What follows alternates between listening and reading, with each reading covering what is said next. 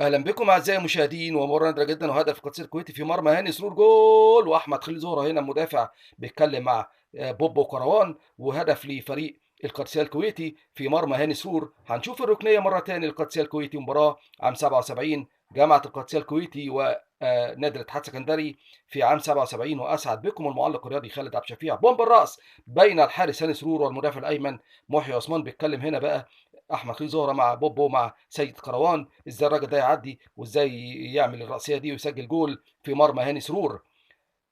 مباراة حلوة جدا جدا عام 77 جامعة القدسية الكويتي والاتحاد السكندري بطل كأس مصر موسم 76.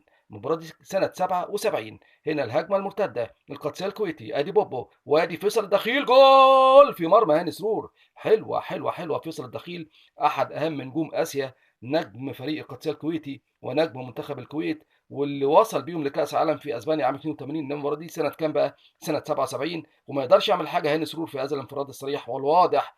وسط دفاعات الاتحاد بوبو زهره محيي السيد كروان وادي فيصل الدخيل. وهنشوف بقى الاتحاد السكندري هيرد ازاي بهدف تاني او هدف جديد لسيد البلد نادي الاتحاد السكندري. عادل البابلي تتقطع من دفاع القادسيه الكويتي، توصل فكري مرسي بيسدد، ترتد محمد نور والفولو اب والمتابعه، جول لمحمد نور رائع. هدف رائع لمحمد نور، وبأشرف بالتعليق على هذا المقتطف الجميل المعلق الرياضي خالد عبد الشفيع. وهدف رائع لمحمد نور رائع في مرمى القادسيه الكويتي. بص شوف محمد نور بيعمل ايه، بص شوف نور بيعمل ايه، جول رائع اعزائي المتابعين.